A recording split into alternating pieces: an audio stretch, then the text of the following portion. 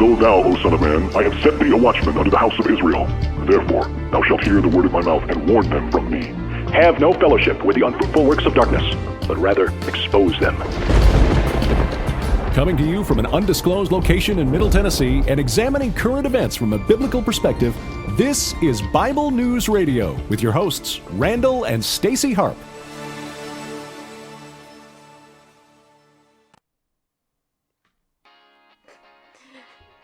Hello, people. Happy Friday to you. I hope that you're having a good day. I am having a very interesting day myself, and I want to thank you for joining us for this episode of Bible News Radio. It's Free for All Friday! Yay! Which means what? Well, it means pretty much that we can talk about whatever the heck we want to talk about. And so, as a result, I want to let you know that if you have comments or questions during the show, feel free to let us know. We'll go ahead and we will address those as possible. But our lead story is this. Spencer Gifts sells a Let's Summon Demons t-shirt, as well as a Let's Sacrifice Toby t-shirt. And so the question is, would you actually buy this if you're a Christian? That is the question. So that's going to be one story among however many others we actually eventually get to during the show. So if you don't mind, do me a favor and share this out. Today's Bible verse comes from Proverbs chapter 3, verse 3. It says, "Do not let kindness and truth leave you. Bind them around your neck. Write them on the tablet of your heart." And I actually, in the spirit of, praising people who do kind things, I have to say that today I actually had my friend JR buy me lunch because he celebrated my birthday with me. Me and my friend David and my other friend Mike, we all went out to lunch, and it was kind of funny, actually. I don't know if you've ever had anybody inadvertently order more food than they expected, but that's kind of what happened. And JR was so sweet. He was so kind. He went ahead and paid for it anyway. It was kind of funny, actually. Yeah. Anyway, so I don't know about you guys, but I've had a very super busy day, and I'm looking forward to spending this next hour with you, whether you're on Facebook, YouTube, Periscope, Twitter, or if you're listening to the audio archive of our show, you can actually do that as well, anywhere. So just thought I'd share that with you. Oops, wait a minute, I can't do that. And now it's over. Yeah, it is. Okay. Yeah, okay. Well, this is what happens when you're doing everything. All right, so hey, let me go ahead and share this out over on Facebook. I'm going to share this on Facebook. There it is right there. Wait. I'm going to hit like. I'm liking my own show, people. And I'm going to share this. There I am. I'm sharing it. Wait, hold on. I got to cancel. Okay, so this is Free for All Friday. And this actually fits in with the topic Randall and I were talking about on the way home from our trip this week. And that was how evil today is glorified, and how clever, the devil is. The devil is smart, He's been around for a super long time, and, he has cleverly gotten the church to be able to participate in evil things while glorifying it and making it good looking. And that's what's so deceptive about it. In fact, I was telling Randall, and Randall can testify that I told him this. I was telling him, isn't it interesting how there is a whole genre of movies under the horror thing, right? Isn't it interesting how people will go see movies like Friday the 13th and Slasher and, all these other gory movies, and they'll go intentionally to be scared. They'll watch shows that glorify murder, and even play games, having to do with murder. Hey, BJ, and other things, and not think a thing of it. And I'm not judging you if this is you, okay? I mean, just saying, I'm really not. But it's so amazing how deceptive the devil has made. He glorifies death. He glorifies destruction. He glorifies all the things of the flesh that God, is opposed to, right? And yet we're like, hey, whatever. In fact, one of my big shocks and surprises when I moved here to Middle Tennessee was from Southern California. Sodom and Gomorrah, just saying. When I moved from Southern California to Middle Tennessee, in my mind, I was like, I can't believe it. I'm going to the land of flowing with milk and honey. I'm going to the promised land. The buckle of the Bible Belt. The buckle of the Bible Belt. I'm going where there's Christians and it's conservative. Anyway, then when I showed up here and got ripped off promptly by a Christian who was doing our house and screwed over by a guest on my show who's a Christian and her Christian guy and all this other stuff, all this Christian, abusive stuff, that was kind of sad. But then the other thing that was really, really shocking to me and very, very surprising was around Halloween time, all of a sudden, I was driving around and these houses, which I'm sure most of them are Christians, live in, were decorated like with witches flying around and ghosts and cemeteries and, their front yard and other things like that. And I'm like, what the heck is going on here? And then, I thought, oh, this has to be a fluke. This is just a fluke. Maybe it's just 1 year they're doing this. I've been here almost 6 years, you guys, and it gets worse every single year.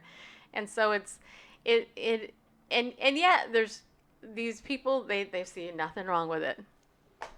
Let's glorify witches. Yeah, let's do that. Why not? Are you aware that there are covens in every single city in this country that are praying against the churches in your neighborhood, and they are casting spells and various things against the real Christians in the area, trying to promote their wicked darkness? Are you?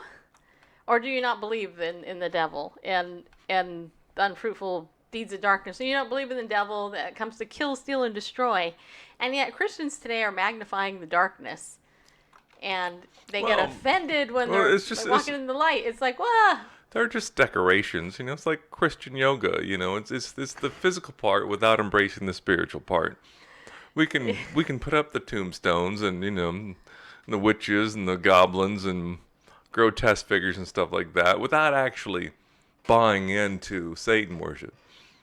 Well, which then raises... I'm being facetious, I know, of course. but then that raises the question: is it wise for the church to do, quote, alternative to Halloween? Okay, I'm going to get on my Trunk soapbox. or treat, Wait, hold on. Harvest festival? Yeah, because basically, okay, so what's different about a harvest festival versus Halloween? Look, okay, they're having kids dress up. Oh, but it's in Sometimes nice costumes. they restrict the costume. They're giving candy, which is poison, right? We all know that. Candy is not good for you. It's evil. I mean, seriously, they give candy, and I mean, yeah, I'm one of those old fogey people. Hey, I got an email from AARP yesterday. I just have to admit, yeah, and it said something about now that you're over 50, you are like super old. And no, what was the? I don't know. Something after 50, a website. Better after 50. It was on. It was funny. I have to pull it up, but it basically said, it was addressed to my dad at my email, and it said something to the effect of, now that you're 50. This is a positivity website because after 50, life goes downhill. Didn't say that. I didn't quite say this way, but it did have a picture. It had a section of pictures, positive pictures.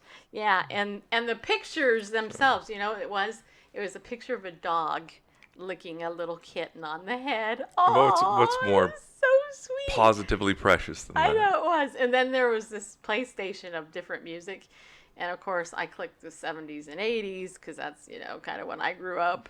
and I clicked play, and it was playing Africa, one of my favorite songs by Toto. Yes, rains down in Africa. I thought, what are the odds that that would be the song it starts playing? Because that's like one of my favorite songs. It's like my altered state of consciousness song. Well, Google's been listening to you over the years and knows how often you play it from YouTube and stuff like that. I'm kidding in part, just so you know. Okay. So it was, all right, let's say hi to some people. Okay, we got quite a few hi, people. some people. We got people here in our chat room. Of course we do. We got our friends. We got Mia, pillar of the community. We got Bobby. We got Marty, another pillar. Patriots United. Yeah, we got Aaron, brand new person to our text message list. We got Melanie, another pillar. Steven, a pillar. Oops, wait a minute. Stop that. We got Jason Wallace. Jason, you're still here? That's nice. Jason is a pillar too. Michelle, Kyle, Linda, Testa Tommy. I don't know who you are, but that's a nice name.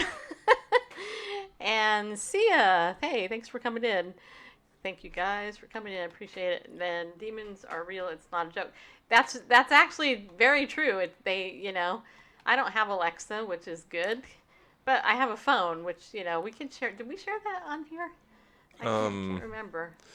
Anyway, thank you all for inviting. We talked about it. Well, during the interview we played with Jan Markell yesterday. That was It was alluded to, but no, we haven't because we listened to. We listened to it while we were Eric Barger's presentation while we were on the road, I believe. Yeah. Well, let's read this article that is, basically the clickbait for this show. Let's just be honest. It's clickbait. We already know that. Okay, so it's this is over on christiannews.net. Oh, yeah, and that's the picture. That's special. I didn't actually send you that link. You just have to click through. I've got it. Okay. And I've got the picture pulled up separately. Okay, so it says here, mall retailer Spencer Gifts sells, quote, Let's Summon Demons and Let's Sacrifice Toby t-shirts. And there's a video. It says here, a video posted to social media informing Christians that mall retailer Spencer Gifts sells t-shirts bearing messages such as Let's Summon Demons and Let's Sacrifice Toby is causing a stir, being viewed hundreds of thousands of times. Marcus Rogers, an active Christian and aspiring pastor, as opposed to... What, a real ordained pastor? He's an aspiring pastor in Chicago. Recently recorded live inside of a shopping mall in Illinois after deciding to investigate a post he saw online. He provided footage as proof that the store offers shirts that glorify Satanism and the occult. One shirt available in the store depicts young children listening to vinyl records with the words Devil's Music Sing-Along above their heads and horns and a tail on the word, quote, music, unquote. Another shirt features a graphic of a boy lying on the ground next to blocks that read 666 and a black cat as a young girl holds a knife above her head. The t-shirt reads Activities for Children and Let's Sacrifice Toby. A third shirt bearing the same Activities for Children wording also reads Let's Summon Demons and depicts a boy lying on a drawing of a pentagram with candles surrounding him. Other children encircle him, including a young girl holding a teddy bear. Rogers said that he also noted that there were sex toys in the store and expressed concern that children can walk into the establishment and be exposed to such ungodliness. We're so close to being Sodom and Gomorrah. We're living in a place where just anything goes. Do whatever you want, whatever you feel, he lamented. All I'm going to say is repent, for the kingdom of God is at hand. That's not offensive, right? But Christians are offensive. We're the ones with the problem, he said, facetiously expressing bewilderment. I saw it online and I didn't want to believe it. They can sell it in the stores and they've got sex toys and underage kid walking around in there just buying clothes using cuss words. It's disgusting. Christian News Network confirmed that the shirts are being sold on the Spencer's Gift website and lists all three as bestsellers. The company also features the devilish designs on hats, lanyards, and drinking glasses. Other products referencing Satan or the occult include a t-shirt that simply reads Devil Worshipper and another with a pentagram that says the Devil's Lettuce, referring to marijuana. According to reports, the Summon Demons and Sacrifice Toby shirts are meant to be humorous and are one of a number of designs from Australian graphic designer Stephen Rhodes. Loosely based on the popular series of exploitive riffs on Little Golden activity books that have made the rounds on the internet, Rhodes has taken things one step beyond with his shirt designs by making up alternate scenarios involving young tykes experiencing their first knife fight or ritualistic cult sacrifice, writes the site Dangerous Minds, which refers to the churches, or rather the shirts, as hilariously deviant retro. I have to tell you, the interview I want to play today, but we're not going to be able to, is actually an interview with a guy named Nathan. And he's 29, and he shared with me that his family was a Christian family, but they were really actually a part of the cult. He murdered somebody when he was 6 years old as a part of that occultic ritual. And anyway, he wrote a whole book about what happened with his life and how he ultimately came to Jesus Christ. And so this stuff is very, very, very real. So if I understand this article correctly, somebody's already poking fun, making fun of the little golden book, little golden activity books. Well, yeah, by doing these things. Well, apparently, loosely based on the popular series of exploited riffs on the little golden activity books that made the rounds on the internet. So there's already, come on, really, little golden activity books. I don't know if you've ever seen those, but they're cute. They're cute. I mean, those are innocent. Why mess with those? And then, oh well, since people are already exploiting them, defiling innocence, let's go a step further and make it about Satan worship and sacrifices and. Well, ultimately, it's because the devil knows his time is short. Mm-hmm. Let's just be honest. That's the end thing. But anyway, let me go ahead and finish reading the article. Other shirts by Rhodes include My First Knife Fight and Timmy Has a Visitor, which features the Grim Reaper standing at the door. Spencer Gifts is stated to additionally operate the Spirit Halloween chain and launched its Spirit of Children program in 2006, which hosts Halloween parties in children's hospitals. Some note that Spencer Gifts' sales of edgy products is characteristic of the store and has been for some time. Yeah, I wouldn't. But yeah, this isn't the first time. In 2015, police in Rapid City, South Dakota, seized sex toys from the Spencer store in Rushmore Mall as concerns were raised that the retailer was operating as an adult-oriented business without licensure. The company argued that it does not believe that it needs to register as adult-oriented despite having displays containing sexual merchandise. Rapid City's ordinance requires registration only if sexual merchandise constitutes a substantial or significant portion of its stock. That's interesting. Rogers stated in his video, which has generated over 459,000 views as of press time, that if the lost can be that bold in glorifying evil, the church needs to be bold as well in speaking up for Christ. The Bible says the righteous are as bold as a lion, he said. I'm telling you, it's coming. You better wake up and you better pay attention. The late Anglican preacher J.C. Ryle once outlined that Christians should be moved with genuine godly sorrow over sin in the land. This was the mind of David. I beheld the transgressors and was grieved, Psalm 119, 158. This was the mind of the godly in the days of Ezekiel. They sighed and cried for the abominations done in the land, Ezekiel 9:4. This was the mind of Lot. He vexed his righteous soul with the unlawful deeds of those around him, in 2 Peter 2:8. This was the mind of Paul. I have great heaviness and continual sorrow for my brethren, Romans 9:2.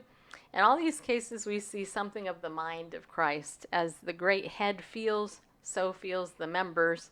They all grieve when they see sin. And yet, so much of the church, unfortunately, is involved in the glorification of these things. It's really, really sad. And really, I'm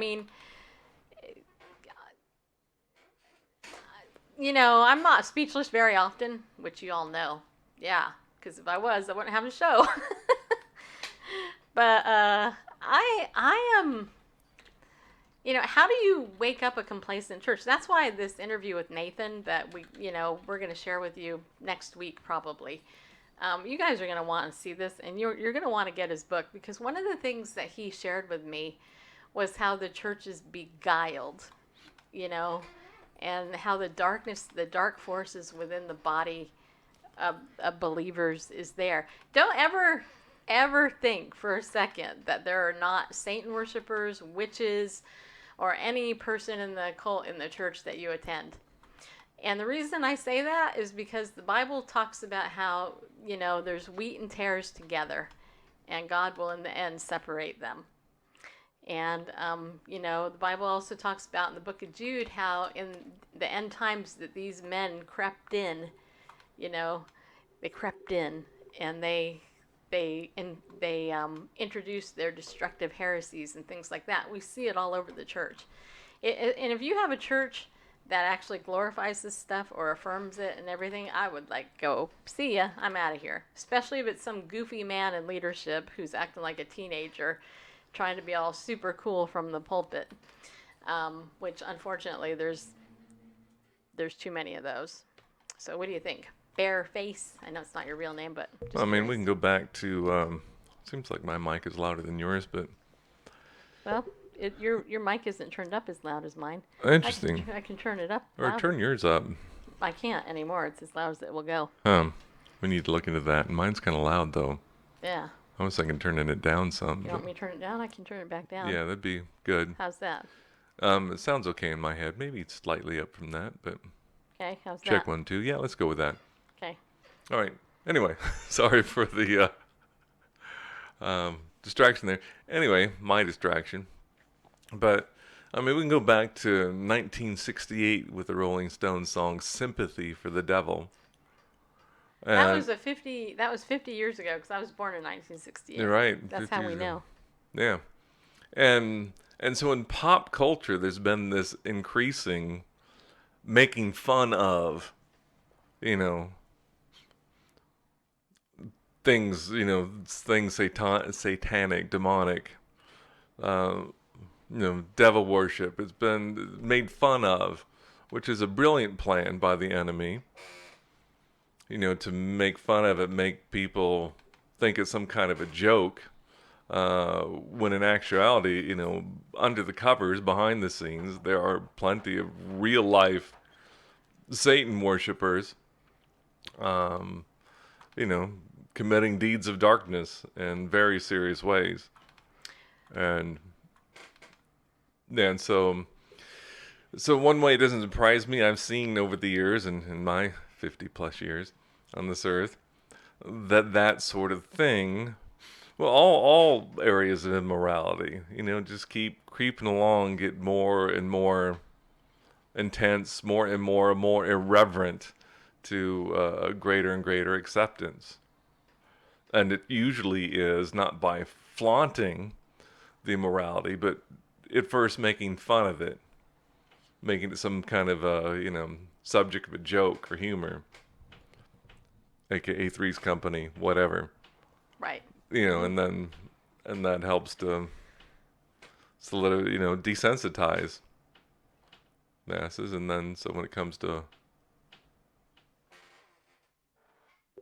wondering what that clicking was. It's Tug doing something over here. Probably. Hey, Doug. I'll deal with it. No, pull that away from him. I will. Hold on. Okay.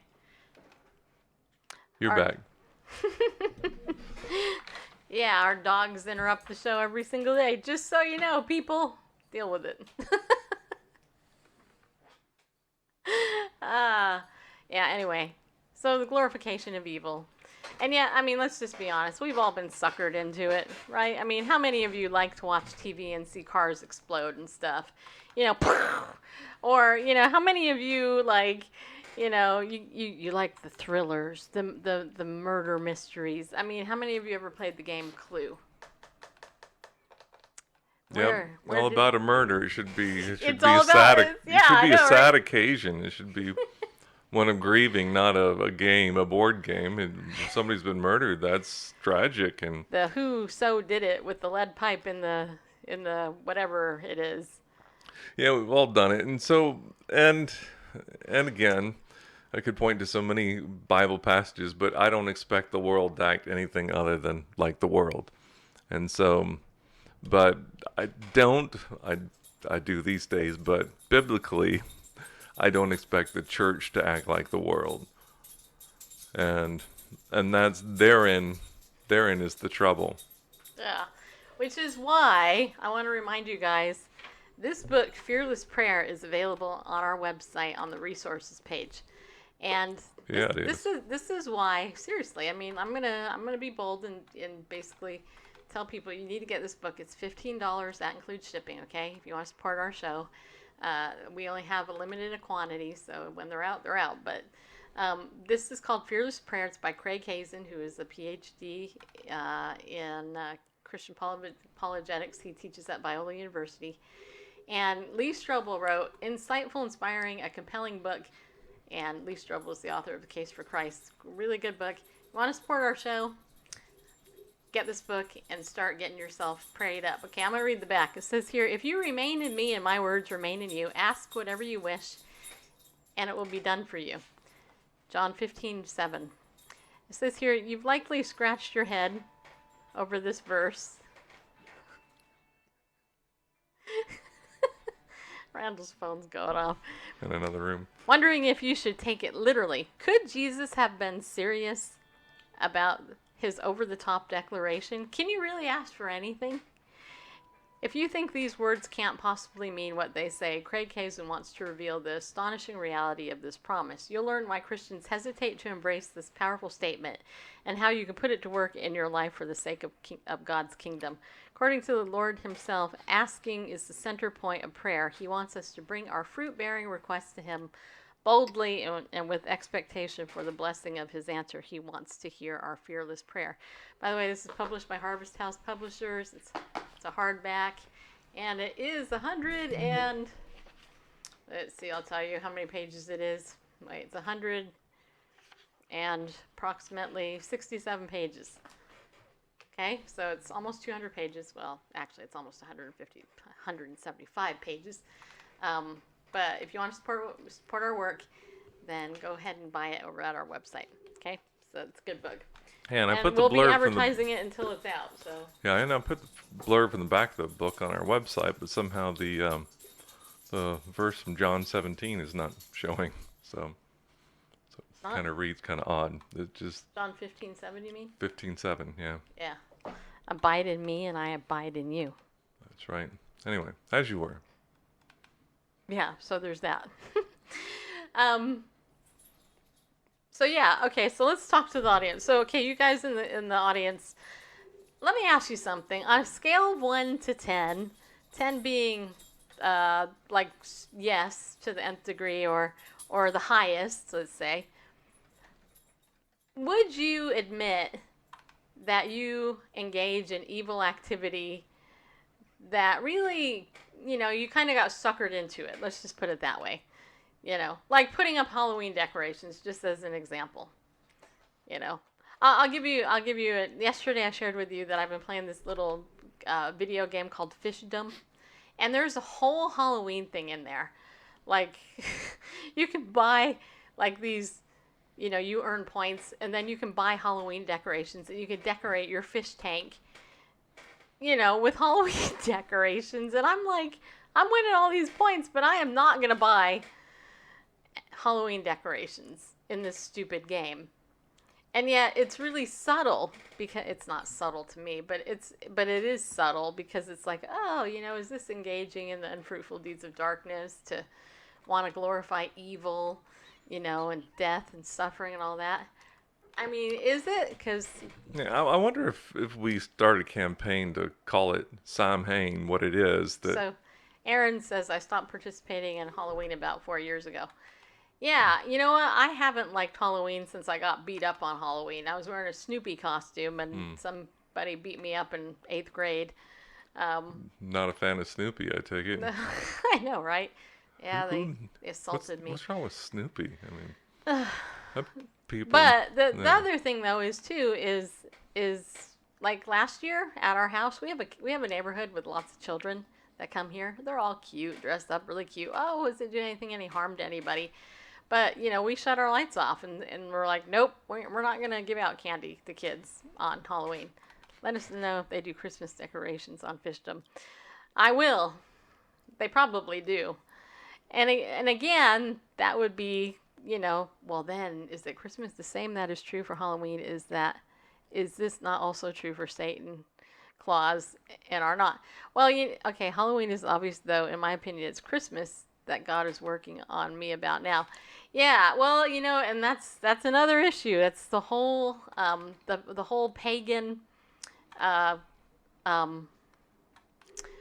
Yeah, origins of how we celebrate Christmas today. well, it was the Roman Catholic Church and the Holy Roman Empire that sought to merge the two, the pagan world and the state-run church, by quote They are. Christianizing.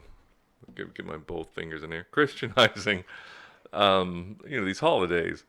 The Saturnalian December time, or the winter solstice celebration. They made it the Christ Mass. And then Samhain, the pagan, the Druid devil worship day, they made November 1st All Saints Day or All Hallows Day. And so the 31st is All Hallows Eve or Halloween, Hallows Even. So, yeah, but it's just sticking a label on, like Christian yoga.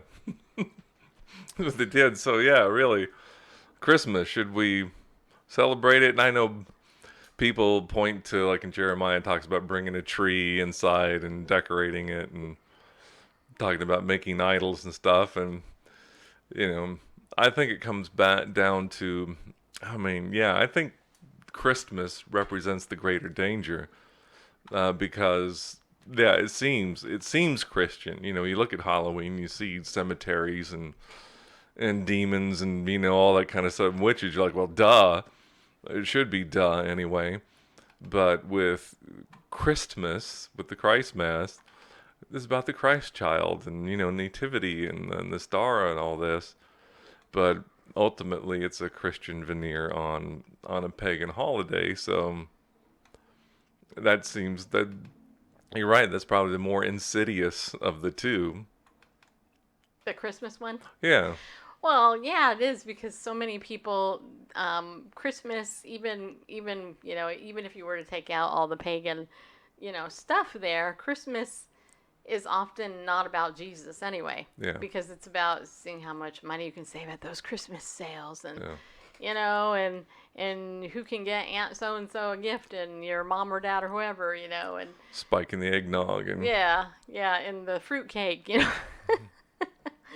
all that. So, yeah, and we're going to do some more shows on that. I'm going to be having some guests come on who actually are well more versed on that than I am, and all that. I want to switch. Did you see this article, Randall, over on NBCnews.com? It's titled LGBTQ History Month, Early Pioneers of the Gay Rights Movement. From lesbian feminist Rita Mae Brown to sip-in protester Dick Leach. Meet the activists who helped jumpstart the LGBTQ civil rights movement. So is now there's a new History Month? Apparently, Alphabet Soup History apparently Month? now it's yeah. It says here, October is LGBTQ History Month, and to celebrate, NBC News will feature an NBC Out #Flashback Friday review of key moments in people in LGBT history. Each week's feature will include images from the New York Public Library's LGBTQ archives. This week, we explore the NYPL's portraits of lesbian, gay, and bisexual leaders in the early gay liberation movement. Visit us on October 26th for our spotlight on early transgender pioneers. I wonder if they're going to actually tell, about the guy that the famous surgeon that decided to give the very first transgender surgery, and how he basically recanted and more or less said, no way, Jose, I'm not doing this anymore, after he destroyed somebody's life. Wonder if they're going to do that. So I wonder if they're going to... Oh, Frank Kameny. Now this is interesting. I know this guy, actually. Frank used to listen to our show. Listen to this. I should send you the link, Randall, here. I'm going to go ahead and send it to you. Hold on a second. Okay. I'm going to go ahead and send this to you. I'm going to go ahead and do this. Okay. So now this is interesting. Okay. So I find this very interesting because when you look at LGBTQ history, what you never look at is the origins of the abuse or the various other issues that have attached themselves to the origin of the homosexual or lesbian or bisexual or transgender feelings and thoughts, and how that develops in a person. Frank Kameny, it says here, one of the earliest gay rights activists, Kameny is known today for protest after being fired from a U.S. government job for being gay.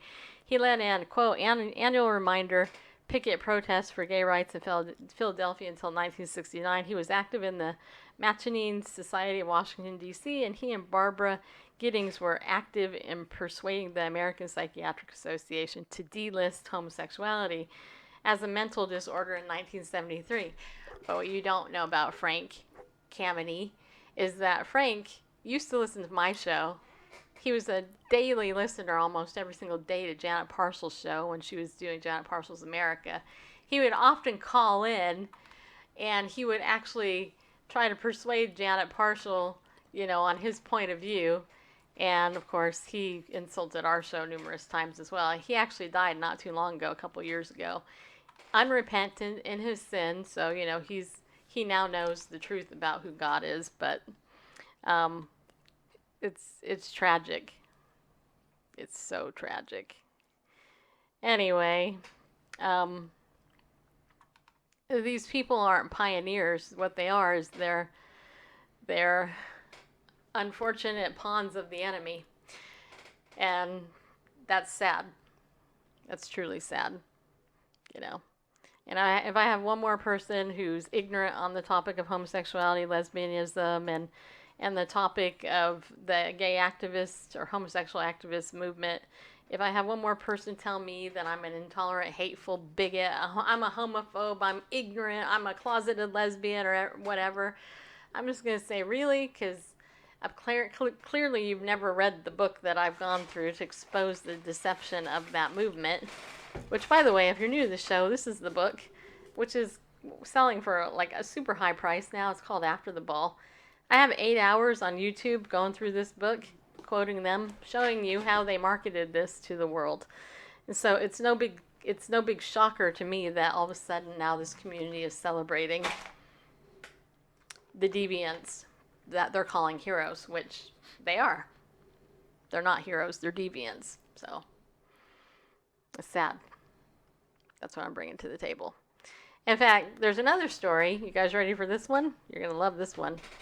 Genes linked to being gay may help straight people get more sex. Yeah, listen to this. The largest ever study of genetics and sexual orientation offers a theory about the longevity. There we go.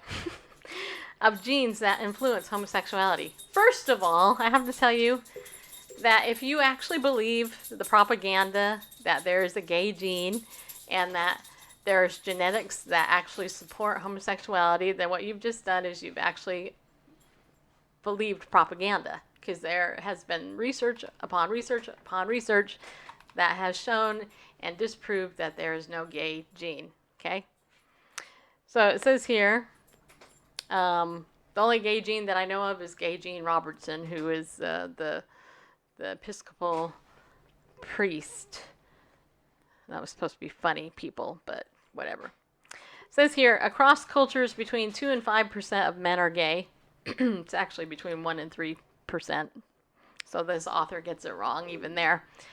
That amounts to an evolutionary paradox. Gay men have fewer children, so one would expect that the trait would disappear over time, but it hasn't. Oh, really now? Gay men have fewer children?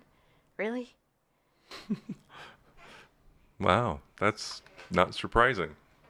Gay men don't have children. Well, I mean, they can father children. They can father them, but, I mean, they can't. Well, anyway, it says here, Anyway, yeah. now a team of researchers has carried out the largest ever genetic study of sexual orientation and found evidence consistent with one possible explanation. The very same genetic factors that predispose people to being gay may also, when heterosexuals have them, lead to more sexual partners and greater mating success. Mating success. Okay now. Details of the unpublished study. No, unpublished. Have been described in a public research plan in 2 scientific abstracts. and by researchers at a scientific meeting held in June at the Broad Institute, a genome research center in Cambridge, Massachusetts. Can anything good come out of Massachusetts? Mitt Romney, the father of gay marriage in America, that the rhinos in power wanted actually to put up as a Republican conservative candidate many years ago, up against Mike Huckabee. You remember that? And then Mike got bolted, and then they put in John McCain, another rhino. And the only reason John McCain got it is because of Sarah Palin. Yeah. Anyway. The hunt for sexual orientation genes, which wades into the polarizing question of whether people are born gay or become so, is part of a boom in genomics. I'm not saying that right. Genomics. I don't speak well.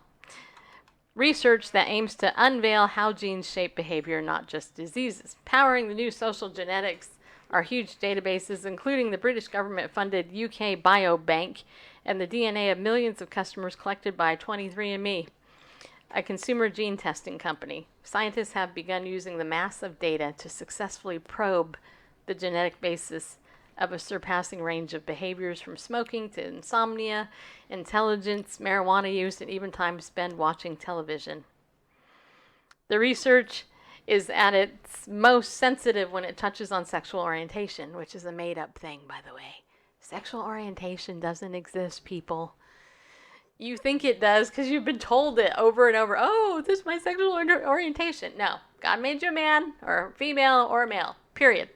You choose who you have sexual issues. It's a behavior. It's not an orientation. Orientation is when you go to college, you sit there, and then you listen to what they're going to tell you the whole semester. That's orientation. Or when you go to your job and they put you through orientation so that you can learn about what your job is going to be like. That's what. Or there is no sexual orientation, just so you know. It's fake. It's made up. You need to stop using this language because it's made up. Drives me crazy. Anyway, Jeffrey Reed, who is head of genome informatics at Regeneron Pharmaceuticals, and who is gay, of course, says he's concerned about how such discoveries are discussed in the press. That could have an outsized impact on already vulnerable people, he says. Supposedly, clear evidence of a genetic basis for homosexuality may lead a parent to deem their gay son irrevocably broken and eject him from their life.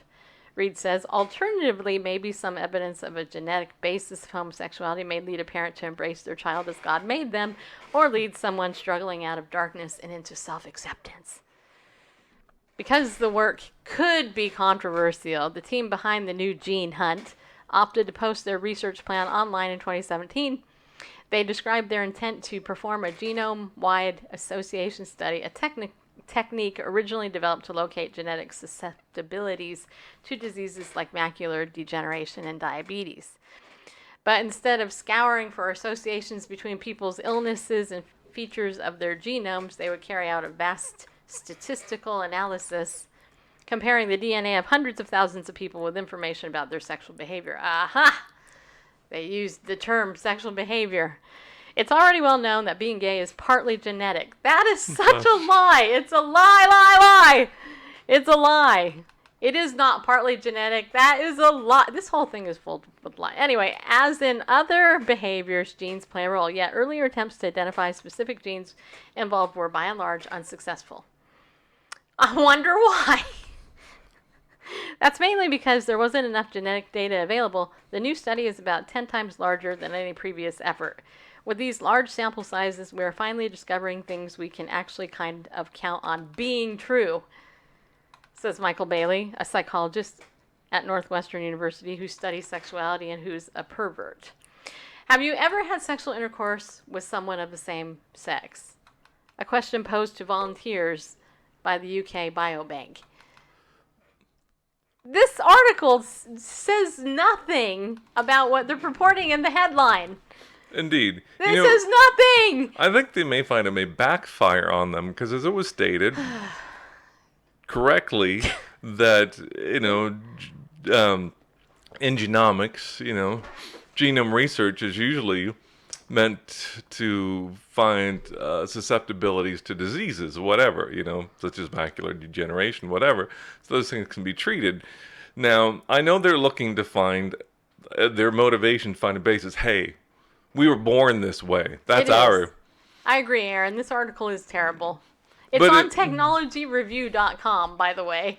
But let's say they have some confidence and that they found a genetic link, in DNA to sexual behavior. Well, aren't there going to be those who will want to treat that and find a cure for the genetic, the genetic defect, or is it going to be a genetic, not a genetic advancement? These people have this advanced, DNA that makes them. How dare you bring up a cure for homosexuality? You're so evil.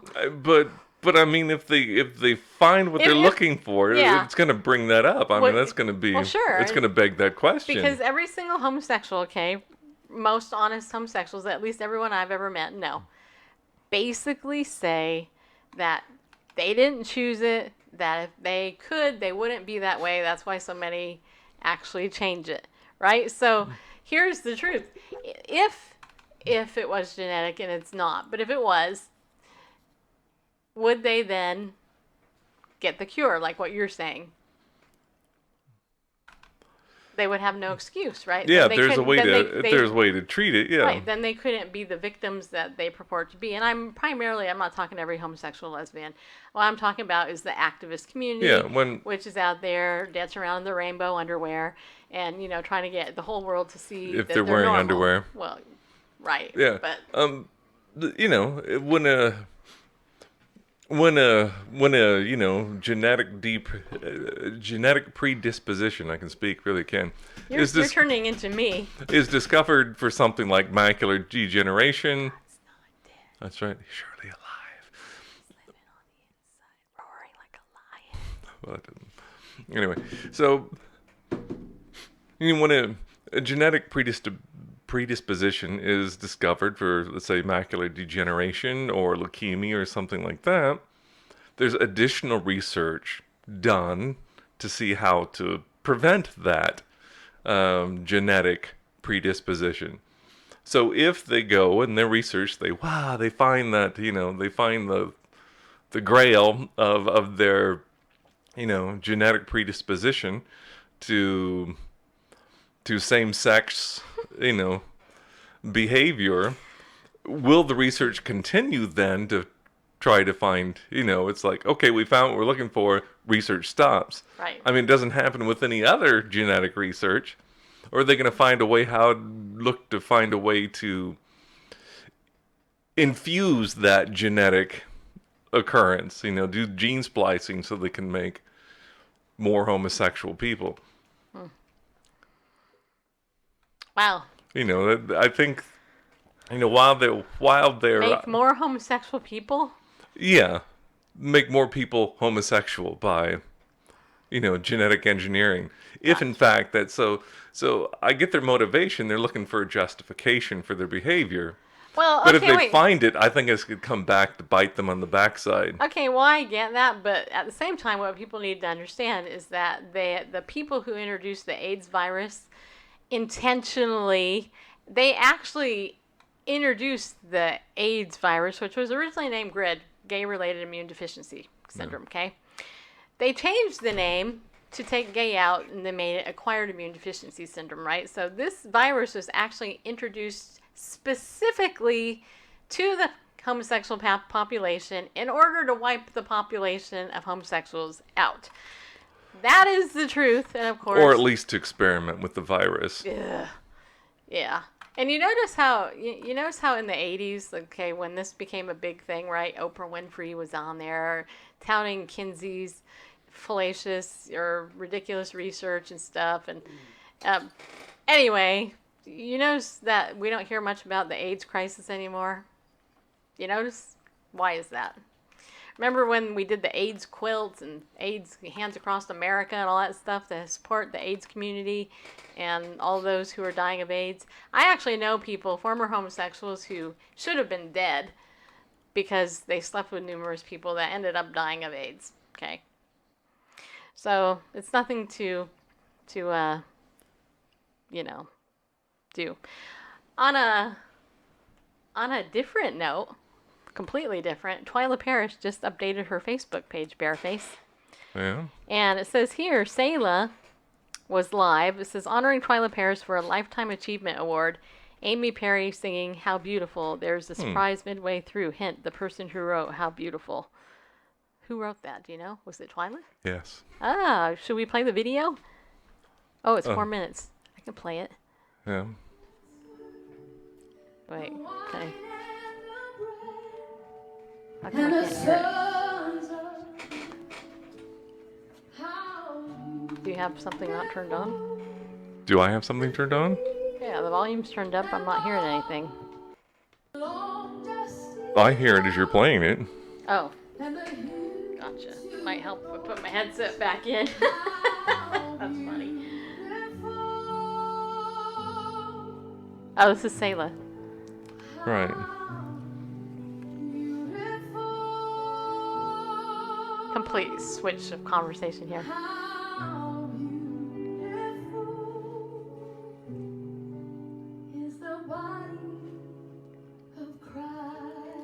We interviewed Twyla Parrish twice on our show.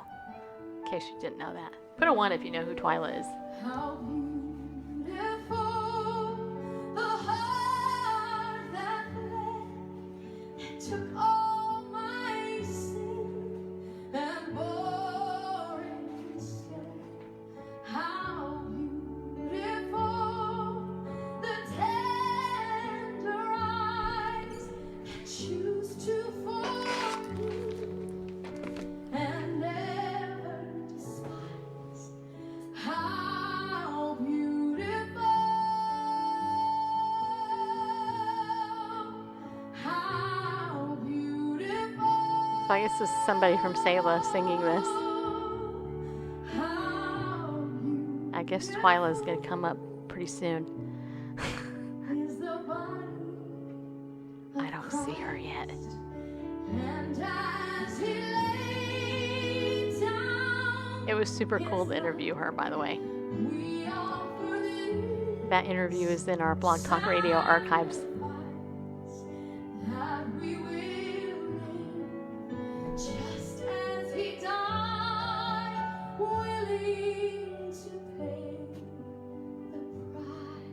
And here she comes, people. Oh, willing to pay the price.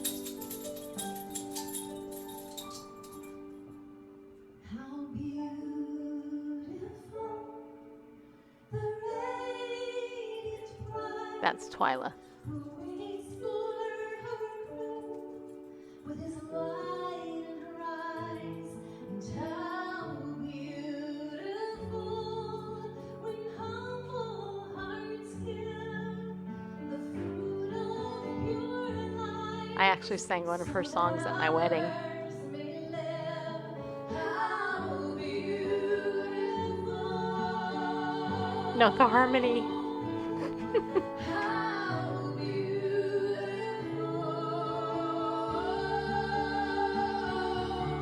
How beautiful. Randall had a massive crush on Twyla Parrish. I think if he met Twyla before me, he would have married her. How beautiful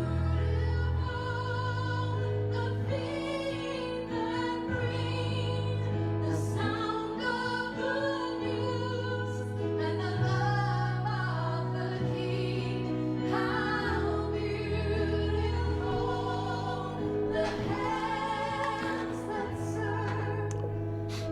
Of course, people aren't watching this. I know. You're staring at me.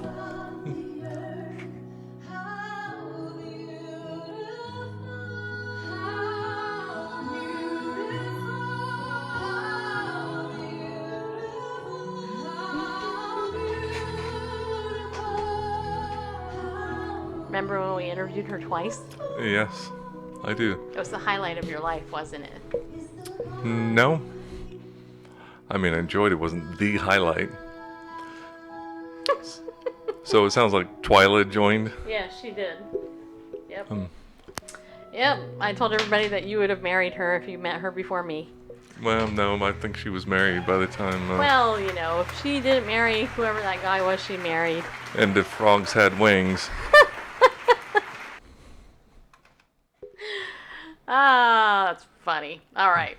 Okay, hey, Ariel Ministries is our sponsor in case you forgot. You may have forgotten. Don't Hopefully- forget. Hopefully you didn't. Don't forget, you guys can go save 20% when you use the coupon code Bible News. Say it with me, Bible News.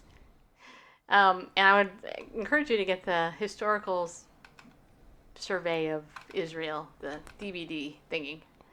I can't wait to get it. I wonder if they're going to send it to me. How about we show folks that? Okay. Head over to the resources page. And you'll see there the globe with all the Yep. photos on it. The Historical Geographical Study Yisrael DVD tour. Yep. How many of you guys have been to Israel in our audience? We've been there once. That was the epic trip of a lifetime. But don't worry, we're going to be spending eternity. Well, we'll be hanging out with the Jews for a long time. In New Jerusalem. Also, I'm super excited to let you know that pretty soon we're going to be, Harvest House has donated some books to us. And We're really glad to see you guys and meet you guys. That's not me. Because Lord, I don't want to mess it up. let you know that pretty soon. You're making all kinds of noise over there. Sorry, I forgot to turn down my volume. My bad. You want to? Cool, yeah. Israel looks like California. So if you want to see Israel, just go to California. True story, it's desert. Yeah, Southern California. Anyway, Doug Striking Hershey. resemblance. Doug Hershey's also given me some books that we're going to be selling very affordably to you. And so we have some opportunities to give you opportunity to support our show and get something in return for it. Which would be kind of cool. What else was I going to... Oh, yeah. If you want to be a pillar of the community, you can do that. Oops. Excuse me. And... Yeah, you can. And by the way, I want to thank everybody that has donated to us to help us kind of recoup the cost of this trip we went on. Yes, thank you. I have to tell you that some new people donated, so you guys know who you are, and I want to thank you. We're still about, I'm going to say, we were $800 short. Now we're about, I think about $550 short. So if anybody wants to donate extra, or if you're new and you like our show and you've never donated to our show, sharing the show out and all that's super cool, but if you watch and you listen all the time, you can give us 10 or 15 bucks or 20 bucks or $500 or $1 million bucks. That's welcome. Whatever God lays on your heart. We will be more than happy to thank you for it and thank the Lord for it. Because, he does provide. And actually, that's why prayer is so important. Hey, Nat. Nuggets by Nat is here. Yeah, you are. Glad you're here. Thank you for those hearts. Thank you for the hearts. Yeah. Makes me feel so loved. Yeah, it does. Oh, also Legal Shield. If you guys haven't signed up yet for Legal Shield to get yourself protected, get your will done, you guys need to get your will done. I actually learned about probate last night. I don't know if you guys know what probate is. You probably do. Me, sometimes I'm slow on the uptake. But in the event that you die, it doesn't matter if you are single or married, doesn't matter. If you don't have a will, your assets are going to go into probate, which means that the state will figure out how they want to get rid of your stuff. And, if you had family members, they might want to fight over it and stuff. If you have animals, you need to have your animals. By the way, Mia, I'm going to give you my animals too, just so you know. And of course, I'm putting you in my will, Mia, for my animals, and some other people also offered to take over Kentucky Bear. In those states that are probate states, which are many. Okay, so Nuggets by Nat just went through probate. It's not cheap. Well, and that's why Legal Shield is important because with Legal Shield, and if you're not a member, I really want to encourage you to become a member with me, okay? Your parents didn't have a will? There you go. And you know what? Most people don't. And there's no excuse if you get Legal Shield because look, Legal Shield for $24.95 a month. That's it. It's like $25 a month. You can get your will done and they update it every single year for free, okay? And that membership isn't just getting your will done, it's getting a whole bunch of other stuff. You get member perks and stuff. So if you have not signed up for Legal Shield yet, please contact me and let me get you signed up. Not because I'm going to make a gazillion dollars, because I'm actually not. But in the long run, it's going to help you out. And you really don't want to leave your family in a mess. I was actually talking to a guy at the conference, and he was telling me he's divorced, has children. He doesn't have a will. You know?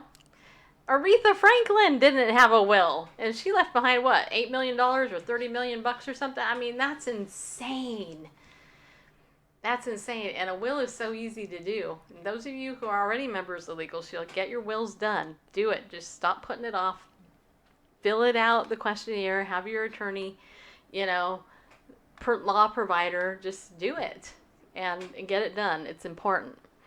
And then identity theft protection as well, $9.95 a month for individual. And if you have a family, if you're married, and you have children, it covers up to 8 children for that $25. So it's super affordable.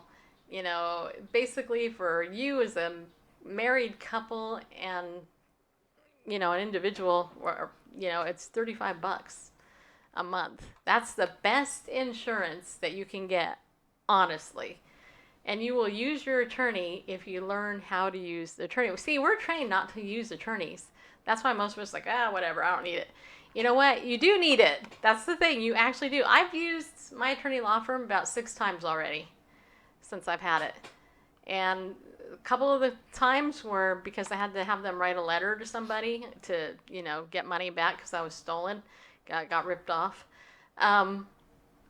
Other time it had to do with my dad dealing with stuff, and when he dies, I'm going to end up having to use him again, of course. Which I'm not looking forward to that day, but you know, it's very affordable. And the reason why Legal Shield was created was for that very reason, because the guy that Harlan Stonecipher, who created Legal Shield in 1972, came up with the idea because he was hit by a woman who in a car accident, and she sued him even though it was her fault, and he found a hole in the legal system, and basically what he did was he filled that hole. And you know, so this is a very legitimate company. It's been around since 1972. Identity theft protection, ID Shield is the best identity theft protection on the market. Don't believe other people when they say it's not, because it is. And we have a $5 million guarantee, and it covers 65 pieces of identity theft, including your social security, passport, etc. You have to put it in, and it gives you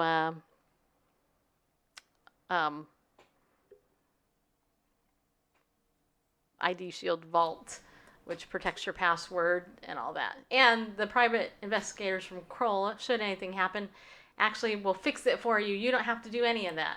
Whereas a lot of these other services, they make you do it. And they go, oh, just freeze your credit, which is the stupidest thing you can do, because you should never freeze your credit, okay? So, yeah, so if you're, you know, if you want to sign up now. Don't delay. Actually, sign up before October is over, because that would, you know, sign up through me, though, because, you know, because it would help us out. I'm actually trying to earn my bonus, just so you know. I'm being honest. I mean, it helps because you only get paid a little bit when somebody signs up, but then when you get the bonus, it helps out a little bit. So, you know, if you're wanting to do that before you can, this month would be a good month to do it. Especially since identity theft in particular is super rampant, and also the end of the year is coming, and you know that it's going to get even worse with Christmas and all the holidays. So just contact me directly. Of course, I'm going to need you to pray for my finances. I guarantee you probably make more than me if you're working a regular job. But you know what? Hey, the blessings don't necessarily come with this, but with the ID Shield and Legal Shield membership, you guys get perks. There's a lot of perks depending on who your cell phone provider is, and other things like that. I've saved money all the time using perks. In fact, I think I've saved close to $500 already using perks. So the membership will pay for itself if you use it. And if you know how to use it, it will totally pay for itself. And if you just ignore your perks, then you're going to lose out. But my goal when you sign up under me is to make sure you know about the perks. I put you in my Facebook group. I try to remind people what's going on and all that. And if you want to make some extra money and you want to learn how to sell it and learn about the product, then contact me and I'll sign you up to be on my team. Because you can actually make money. I've made my money back like 5 times over. It's a $99 investment. So, but you have to do the work. You can't just go, oh, yeah, I signed up. Now I'm making money. No, you have to actually talk to people about it and, and all that. So, and I have a great team. Vicky is doing our training for us. Okay, can you text the link? That's yours. Yes, my link is, actually, if you just tweet me, Aaron, actually, I have your phone number, right? You just signed up for my text thing. I will text you, with your permission. I'll just text you info right to your phone after the show if you want. Because I know who you are, because you gave me your phone number. So, and Paimana, I'm not sure how you say that, but yeah. Anyway, so Randall, do you have any final thoughts for the week? It's been a busy week.